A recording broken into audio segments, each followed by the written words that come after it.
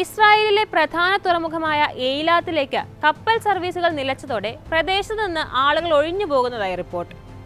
ചെങ്കടലിലൂടെ കടന്നുപോകുന്ന ഇസ്രായേൽ ബന്ധമുള്ള കപ്പലുകൾക്ക് നേരെ യമനിലെ ഹൂതികൾ ആക്രമണം കടുപ്പിച്ചതോടെയാണ് എയിലാത്ത് തുറമുഖം വിജനമാകാൻ തുടങ്ങിയത്. എയിലാത്ത് നഗരം കനത്ത സാമ്പത്തിക വെല്ലുവിളി നേരിടുകയാണെന്നാണ് ഇസ്രായേൽ മാധ്യമമായ ബെല്ലയുടെ റിപ്പോർട്ട്. താമസ സ്ഥലങ്ങളിൽ നിന്ന് ആളുകൾ കൊഴിഞ്ഞു പോകുന്ന കാര്യം എയിലാത്ത് പ്രാദേശിക ഭരണകൂടത്തിന്റെ തലവൻ എലി ലാൻഡ്രി സ്ഥിരീകരിച്ചിട്ടുമുണ്ട്.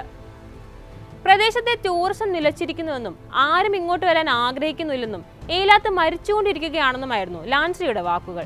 ചെങ്കടലിൽ ഹൂതികൾ ആക്രമണം തുടങ്ങിയതോടെ എയിലാത്ത് അതിഗുരുതര പ്രതിസന്ധിയിലൂടെയാണ് കടന്നുപോകുന്നത്. നൂറുകണക്കിന് വ്യാപാരങ്ങൾ ഇവിടെ അവസാനിപ്പിച്ചു. തൊഴിലില്ലായ്മ നിരക്ക് ഗണ്യമായി തന്നെ വർദ്ധിച്ചു. എയിലാത്തിൽ 80% വ്യാപാരങ്ങളും ഗുരുതര പ്രതിസന്ധി നേരിടുകയാണ്. ഏകദേശം 15,000 ഹോട്ടൽ ജീവനക്കാരാണ് ഇവിടെ പിരിച്ചുവിടൽ നടപടികളിലൂടെ കടന്നുപോകുന്നത്. ഇസ്രായേൽ നേതൃത്വത്തിന്റെ കഴിവില്ലായ്മയാണ് എയിലാത്തിന്റെ ദുർവിധിക്ക് കാരണമെന്ന് മാധ്യമങ്ങൾ ചൂണ്ടിക്കാട്ടുന്നു. എയിലാത്തിലെ ജനസംഖ്യ 70,000-ൽ നിന്ന് 30,000-ആയി കുറഞ്ഞതായും റിപ്പോർട്ടുകളുണ്ട്. ഈ പ്രശ്നങ്ങളൊക്കെയും ചർച്ച ചെയ്യാൻ ബുധനാഴ്ച പ്രത്യേക കമ്മിറ്റി യോഗം ചേർന്നിരുന്നു. എയിലാത്തിന് അടിയന്തരമായി നഷ്ടപരിഹാരം നൽകാൻ ധനകാര്യ മന്ത്രാലയത്തിൽ നിന്നും സമ്മർദ്ദം ചെലുത്തിയിട്ടുണ്ടെന്നാണ് വിവരം. ചരിത്രപരമായും ഭൂമിശാസ്ത്രപരമായും ഏറെ പ്രാധാന്യമുള്ള പ്രദേശമാണ് എയിലാത്ത്. ഉമ്മുൽ റഷ്റാഷ് എന്ന പുരാതന ഫലസ്തീൻ ഗ്രാമത്തിന്റെ അവശിഷ്ടങ്ങൾ തുടച്ചു നീക്കിയാണ് ഇവിടെ ഇസ്രായേൽ കുടിയേറ്റം നടത്തി നഗരം കെട്ടിപ്പടുക്കുന്നത്. അഖബ ഉൾക്കടലിന്റെ തീരത്തുള്ള ഈ പ്രദേശം ജോർദാൻ, ഈജിപ്ത്, സൗദി അറേബ്യ എന്നീ രാജ്യങ്ങളുമായും അതിർത്തി പങ്കിടുന്നു. ഇസ്രായേലിലെ ആഡംബര ടൂറിസ കേന്ദ്രം കൂടിയാണിത്. കാർ ഇറക്കുമതിയും പൊട്ടാഷ് കയറ്റുമതിയുമാണ് പ്രധാനമായും ഈ തുറമുഖം വഴി നടക്കുന്നത്. ചെങ്കടലിലെ കപ്പലുകൾക്ക് നേരെ ഹൂതികൾ ആക്രമണം കടുപ്പിച്ചതോടെ എയിലാത്ത് തുറമുഖത്തെ വ്യാപാരത്തിൽ 85% ഇടിവ് രേഖപ്പെടുത്തി.